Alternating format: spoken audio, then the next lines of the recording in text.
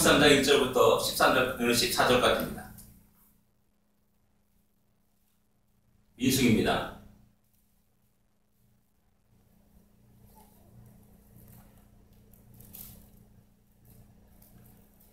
(1절부터 14절까지) 읽도록 하겠습니다.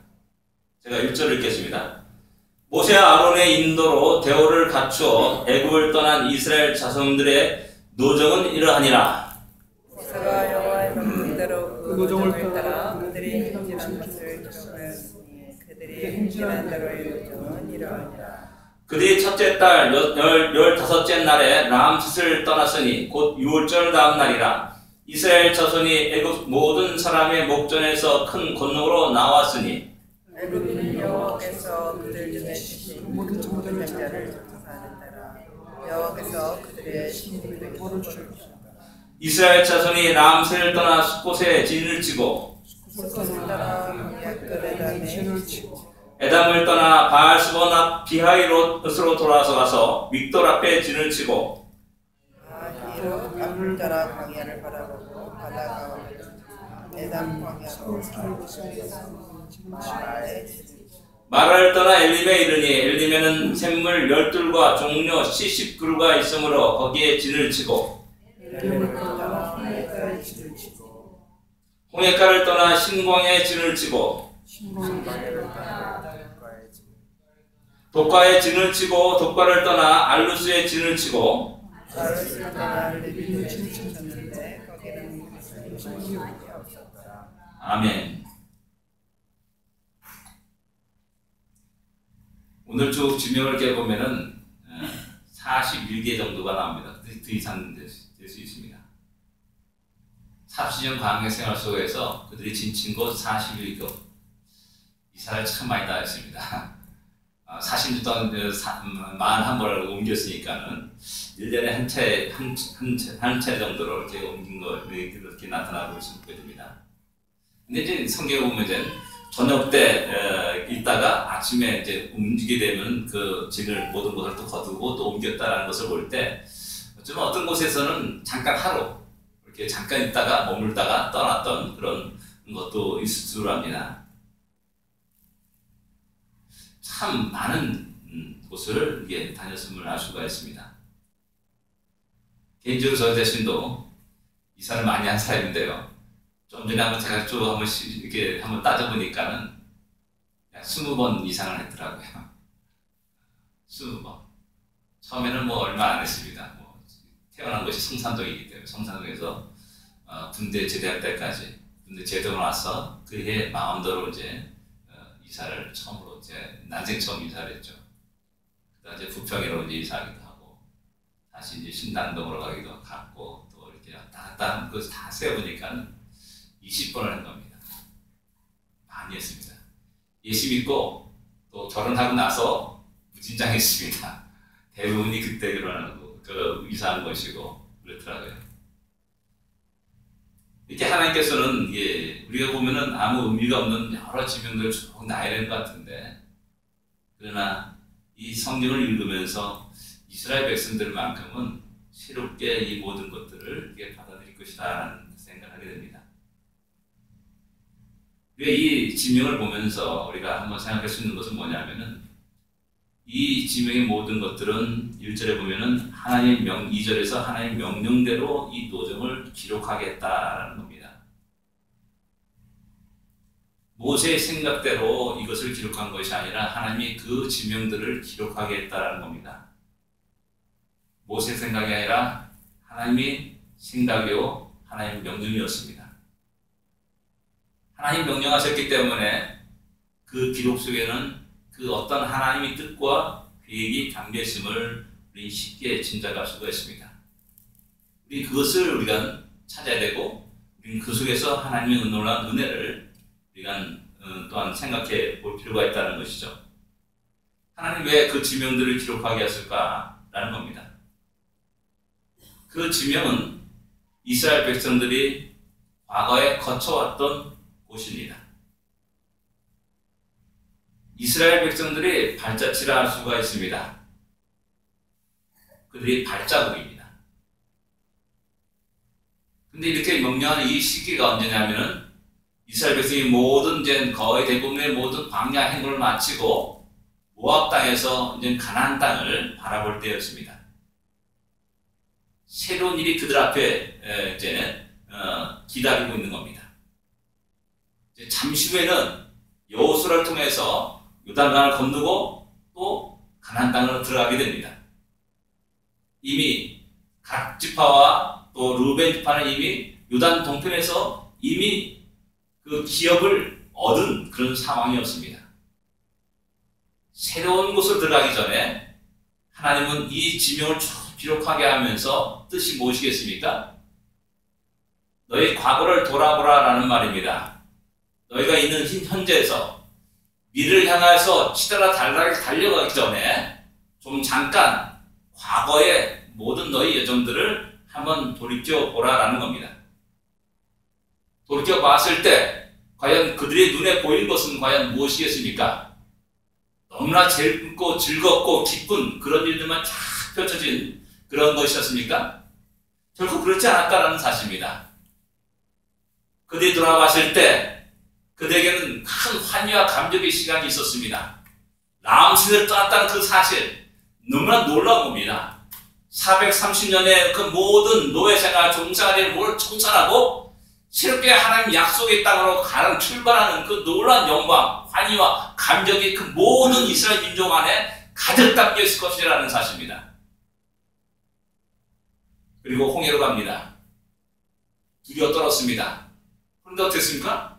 그 홍해를 마른 땅 밟고 건너가는 놀라운 기적의 역사가 또 그들한테 있었음을 우리는 짐작할 수가 있습니다. 환희와 감격, 즐거움, 찬양, 영광만 있는 것이 아니라 그들에게는 언제나 넘어짐이 있었음을 성경은 우리에게 증거하고 있습니다. 불평과 원망이 있었고 또 하나님을 향할 때마다 힘들 때마다 죽겠다, 죽겠다, 죽겠다는 말이 그들의 입에서 수없이 나왔다는 사실입니다.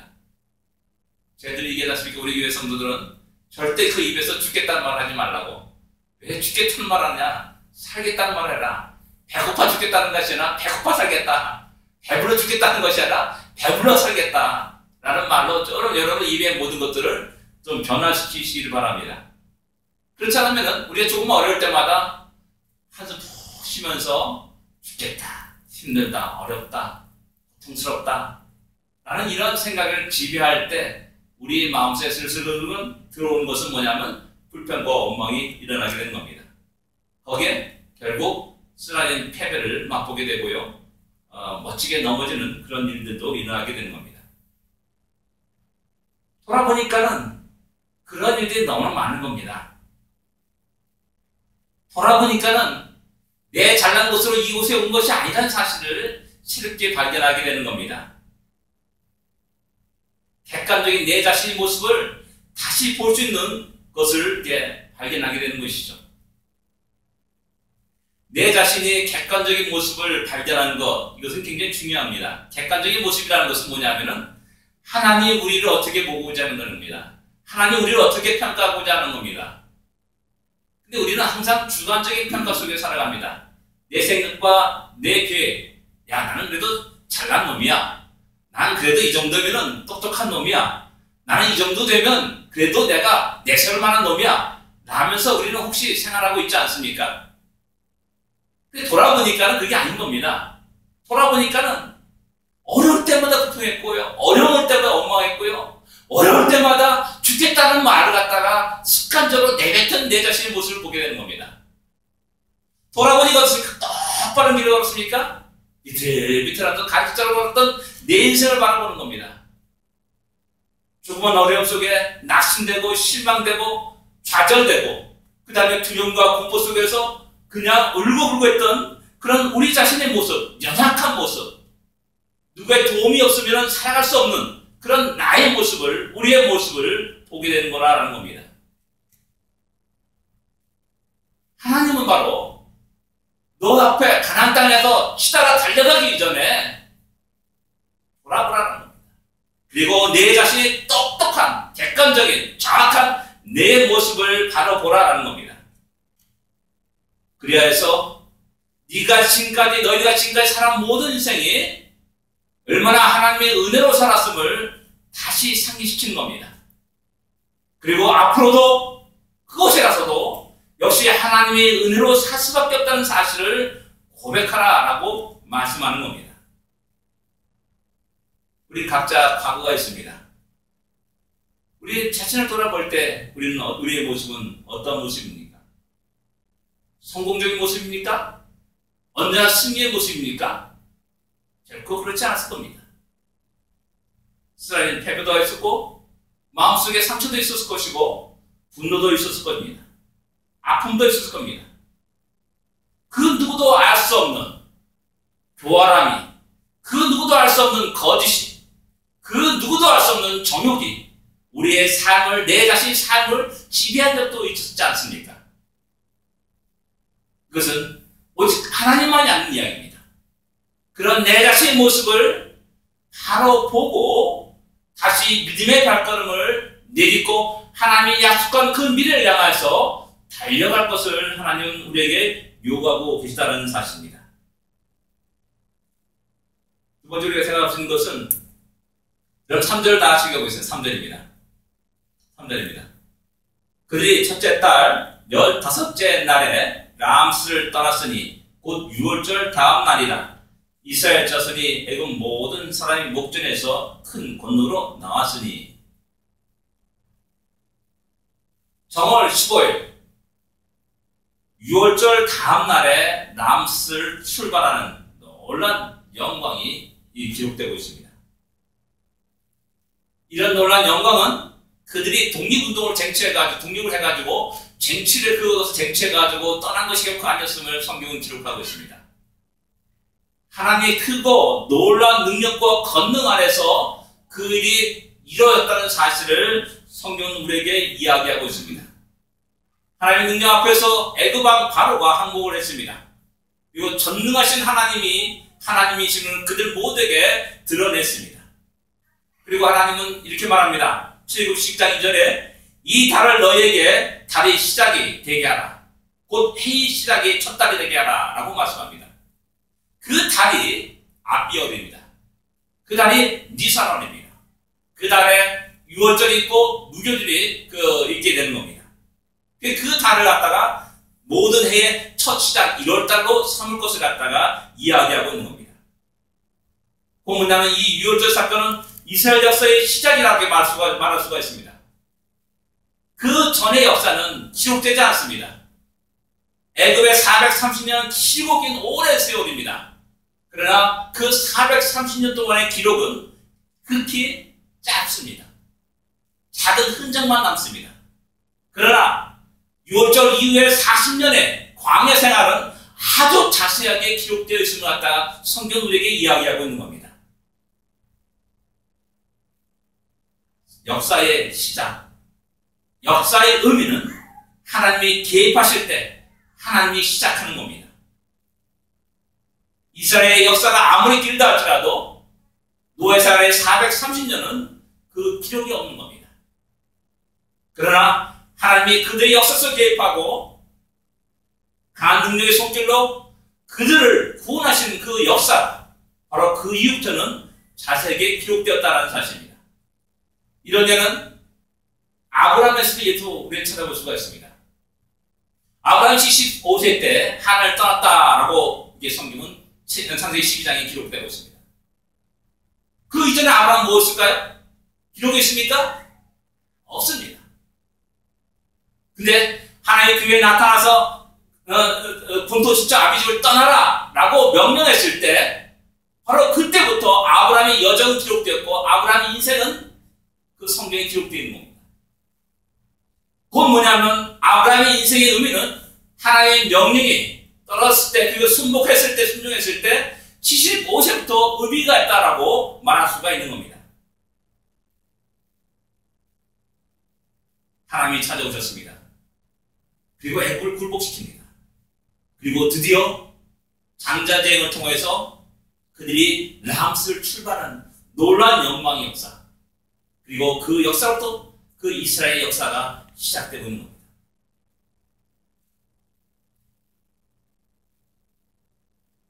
이것을 한번 우리 자신 스스로에게 한번 적용해 볼 수 있기를 원합니다. 우리의 인생의 시작은 언제입니까? 우리의 인생의 의미는 언제부터 시작되었습니까? 우리가 태어날 때부터 많은 사람은 그렇게 생각합니다. 열심히 공부해 대학을 들어가고 공부할 때부터 직장에 들어가고 또 결혼을 하고 또 성공하고 또 장관이 되고 또 대통령이 되기도 하고 그런 것을 우리의 인생의 의미로 생각하고 그 시점을 갖다가 그렇게 말하는 사람이 있을 줄 압니다. 그러나 진정한 우리의 인생의 의미는 하나님이 우리를 찾아온 그 순간부터입니다. 그 순간부터 나는 산 사람이 되는 겁니다. 그 전에는 죽은 인생인 겁니다. 아무것도 모르고 죽음을 살아가는 내 인생도 아무것도 모르고 그냥 휩쓸려 살아가는 그런 인생이었지 않습니까? 그러나 주님이 나를 찾아오셨습니다. 나를 구원하십니다. 그 순간부터 참된 삶이 시작되는 것이고 그 순간부터 내 인생이 하나님이 계획 가운데 있는 인생이라는 사실을 새롭게 발견하게 되는 겁니다. 그때부터 우리의 인생은 참된 의미가 있는 겁니다. 사업에 성공해서가 아닙니다. 장관이 돼서부터 아닙니다. 결혼해서부터가 아닙니다. 이스라엘 역사는 하나님이 계획한 그 순간부터 새롭게 기록되었습니다. 우리의 인생도 마찬가지라는 사실을 기억해야 됩니다. 하나님 우리를 구원하신 그 놀라운 사건, 그 순간을 결코 잊어서는 안 됩니다. 김준주 씨가 이렇게 노래했죠. 꽃이라는 그 시에서 내가 그의 이름을 불러주기에는 그는 다만 하나의 몸짓에 지나지 않았다. 내가 그의 이름을 불러줬을 때 그는 나에게 와서 꽃이 되었다. 진정 의미가 언제냐? 그분이 나를 불렀을 때입니다. 그분이 나를 보냈을 때입니다. 그럴 때 내가 숨쉬고 공부하고 일하고 또 가정을 꾸려나가는 모든 것이 의미가 있는 겁니다. 하나님의 영광이야. 하나님의 목적을 이루기 위한 뜻과 계획이 있는 겁니다. 그 순간을 언제나 기억하고 우리는 잊지 말아야 됩니다. 그래서 해마다 그들은 유월절을 기념합니다. 수백 년, 수천 년이 지나도 그들은 그 유월절을 기억하고 지금도 여전히 그 유월절을 기념하고 있음을 보게 됩니다. 세 번째 우리 생각할 수 있는 것은 그 모든 이스라엘 정 속에 하나님이 함께 하시고 인도하시겠다는 사실을 우리는 기억해야 됩니다. 하나님이 이스라엘 백성들을 인도하시면서 하나님이 전능하심을 그들에게 나타내십니다. 온 우주 만물의 주인이심을 나타내십니다. 모든 당신의 피조물들을 다스리는 참된 주인이심을 나타내십니다. 그리고 오직 하나님께만 경배하고 예배드리고 하나님께 영광 돌릴 것을 말씀하십니다. 8절에 보면 하이롯 앞에서 발행하여 바다 가운데 광야로 가던 대로 지나 광야로 이르고 이렇게 말씀합니다. 하나님이 권능으로 그들은 물에 빠지지 아니하고 발에 물에 적시지 않고 그 바다를 마른 땅으로 밟고 건넜습니다. 출애굽 15장에는 그 바다를 건넌 이후에 온 백성의 그 흥분과 찬양들을 기록하고 있음을 알 수가 있습니다. 그분께 오직 하나님께 영광 돌렸고 그분의 능력을 찬양했고 또 영광을 온전히 돌렸음을 알 수가 있습니다. 그만이 아니었습니까? 그들이 배고팠습니다. 하나님은 그들에게 만나를 내리십니다. 하이트 내리신 것이 아니라 그들 광야 40년 생활을 갖다가 만나를 주셨습니다. 그들이 고기가 먹다고 됐습니다. 모세는 오직 하면은 이 모든 가축을 다 잡아가지고 먹은들 족하리까? 라고 이렇게 말했습니다. 근데 하나님은 너희 입에서 한 달 동안 진리도록 너희가 고기를 먹게 하겠다라고 말씀하시고 그들에게 메추라기를 쏟아 부으셨습니다. 진리도록 그들은 먹었습니다. 그들의 모든 필요를, 모든 간구를 들어주시고 응답하셨고 채우셨습니다. 바로 33절에 나타난 그 모든 지명 속에 그 사실을 이야기하고 있는 겁니다. 하나님 말합니다. 하나님의 그 놀라운 능력과 권능을 보라라고 말하는 겁니다. 우리 인간은 할 수 없습니다. 나는 할 수 없습니다. 그러나 전능하신 하나님이 온 우주 만물을 다스리시고 이끌어가시며 하나님의 백성들을 채우시고 필요를 채우시고 공급하신 하나님, 그 하나님을 이야기하고 말하는 겁니다. 그 하나님을 보라라고 말씀하는 겁니다. 세상을 보면은 두려움과 걱정입니다. 세상 사람들 보면 이렇게 연약한 존재들, 어떻게 그 사람을 의지하면서 살아갈 수가 있겠습니까? 도울 힘이 없는 어떤 인생도 의지하지 말라고 성경은 우리에게 이야기하고 있지 않습니까? 그러나 하나님은 달랐습니다. 내가 배고플 때 하나님은 그 배고픔을 충족시켜줬고, 내가 고기 먹고 싶다 할 때 하나님 메추라를 보내셨고, 내가 물이 없어 가라할 때 하나님은 물을 주셨습니다. 그 전능하신 하나님을 보라라고 말합니다. 그 하나님이 한시도 너희를 떠나지 아니하고 지금까지 함께 하셨음을 갖다가 이야기하고 있는 겁니다. 성경 보면은 나는 여호와라, 나는 여호와라는 그런 말이 계속 반복되는 걸 보게 됩니다. 나는 네 하나님이다, 너희는 나의 백성이다라는 말도 또한 우리 쉽게 찾아볼 수가 있습니다. 그 하나님이 우리 길을 인도하십니다. 그 하나님이 우리 가운데 역사하십니다. 그 하나님이 우리의 간구를 들으십니다. 그 하나님이 우리의 필요를 채우시고 공급해 주십니다. 14절에 보면 여러분들, 르비데에 지르쳤는데 거기는 백성이 마실 물이 없었더라 이렇게 말합니다. 정상적이라면 하나님이 인도하셨습니다. 전능하신 하나님이 인도하셨습니다. 그러면 가는 곳마다 물이 풍성하고 물이 풍성한 양식이 있더라 라고 말하는 것이 좀 더 우리 마음속에 흡족할 겁니다. 그래서 성경은 그렇지 않았습니다. 백성이 마실 물이 없었더라 라고 기록합니다. 전능하신 하나님인데, 모든 걸 들으신 하나님인데, 그들의 삶 속에, 그들의 인생 속에 부족함이 있었다는 겁니다. 갈증을 느끼고 그 속에서 고통이 있었고 그 속에서 하나님을 원망하던 그 역사가 있었음을 알 수가 있습니다. 그럼에도 불구하고 전능하신 하나님을 신뢰할 것을 우리에게 말씀합니다. 비록 너희가 물 없는 광야에 있을지라도, 음식 없는, 아무것도 없는 그런 광야를 걸어간다 할지라도 그것으로 인도하신 하나님의 뜻과 계획이 있다는 사실을 신뢰할 것을 요구하는 겁니다. 하나님은 당신의 사랑하는 백성을 사랑하고 있다는 사실을 조금 더 의심하지 말 것을 이야기하는 겁니다. 결국 그곳에서 하나님은 바위를 치사 자기 백성의 마실 물들을 충족히 주셨음을 성경은 우리에게 이야기하고 있습니다. 여기서 역으로 한번 생각해 보시기 바랍니다. 바위를 탁 쳤더니 물이 퐁퐁퐁퐁 솟아났다면 어떻게 했을까? 300만이 뒤에서 기다리고 있습니다. 물을 기다리고 있습니다. 쩔쩔쩔쩔쩔 흘렀다면 과연 어땠을까? 야, 물이다! 모든 사람이 왕창 달려들어가지고 아비 유아이 됐을 겁니다. 근데 성경 그런 물이 없어요. 야, 얼마나 물이 나왔길래 그럴까라는 겁니다. 시편 78편 15절 16절에 이렇게 말씀합니다. 광야에서 반석을 쪼개시고 깊은 수온에서 나는 것 같이 저에게 물을 흡족히 마셨으며 또 반석에서 시내를 내사 물이 강같이 흐르게 하셨으나.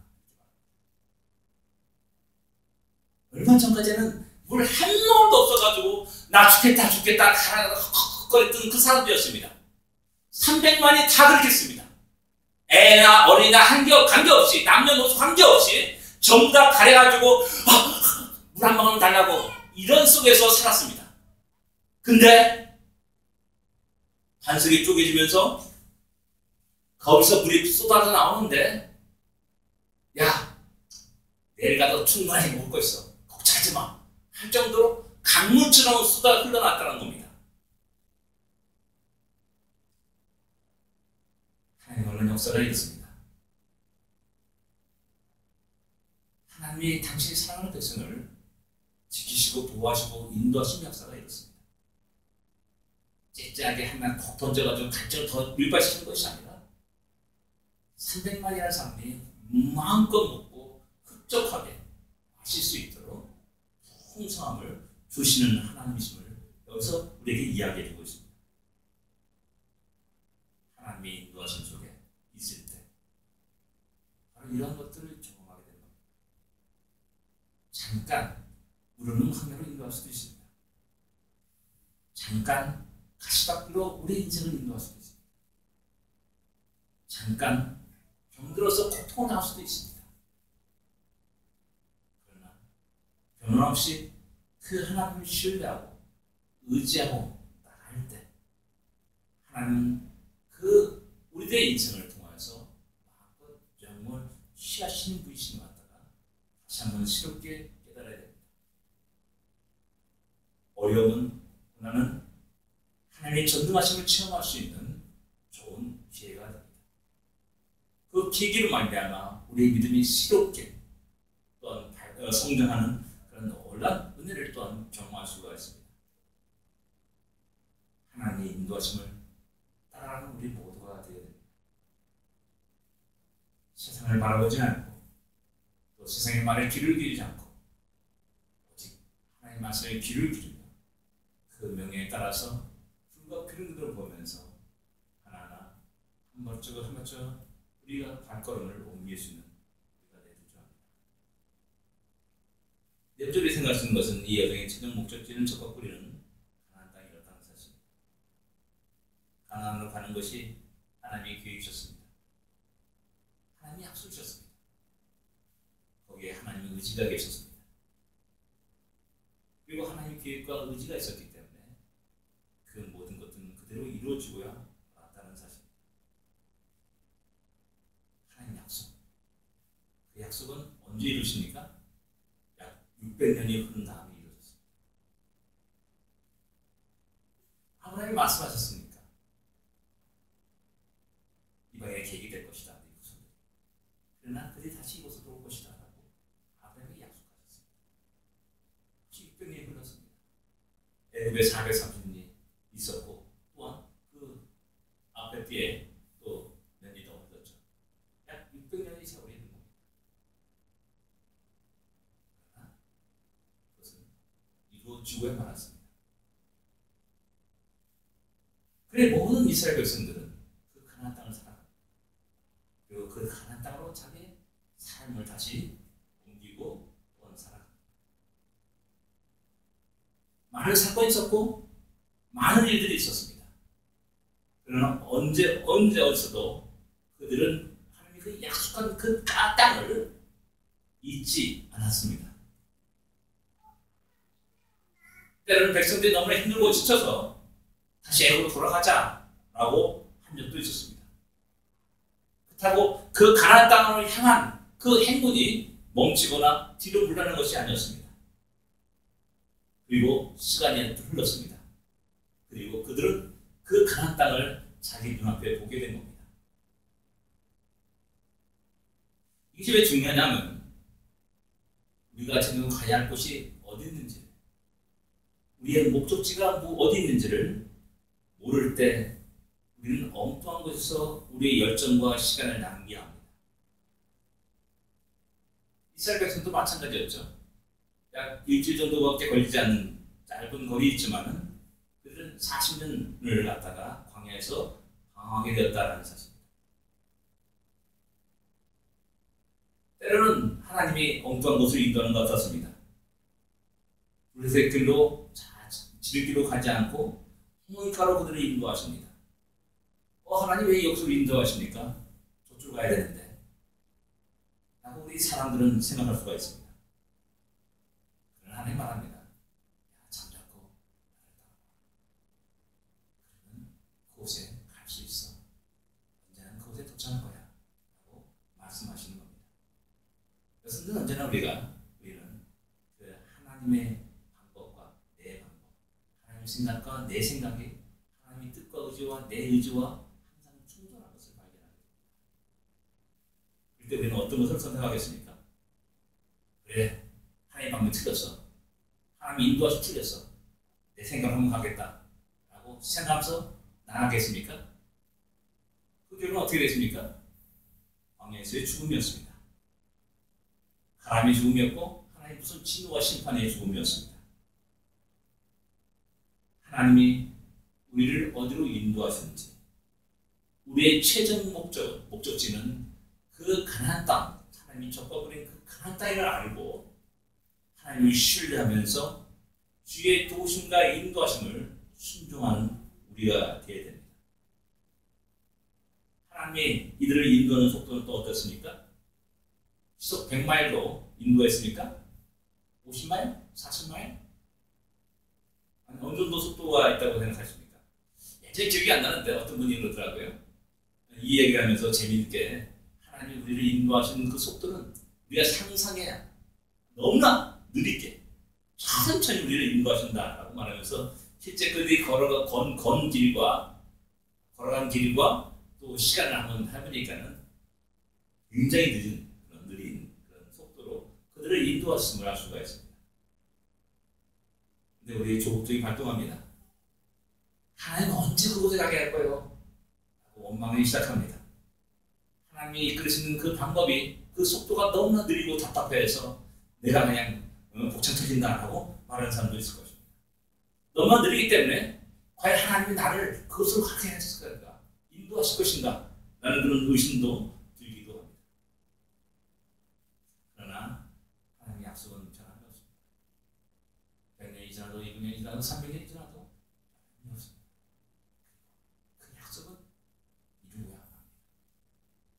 그리고 우리가 그 하나님의 약속을 의지하고 오늘을 살아가면서 많은 당하는 어려움들과 고난들을 인내하고 견딜 때 그 언젠가는 우리 자신이 그곳에 도착한 것을 갖다가 발견하게 될 겁니다. 하나님이 우리가 이리 뒹구고 저리 뒹구고 할 때, 파도로 인해 이리 뒹구고 저리 뒹구고 할 때 어느 순간에 우리가 그 소원의 항구가 도착한 후에 이미 도달했다는 사실을 발견하게 될 거라는 사실입니다. 하나님은 선하십니다. 이쁘십니다. 믿을만한 분이라는 겁니다.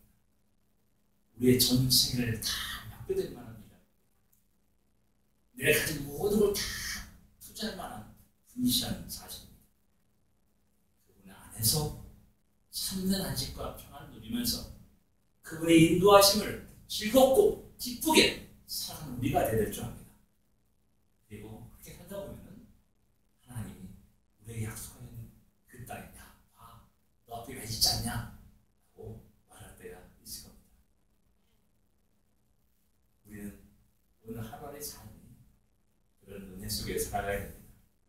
순간순간이 하나님이 우리를 그곳으로 인도하는 그런 과정이요 또한 일이라는 사실을 깨달아야 됩니다.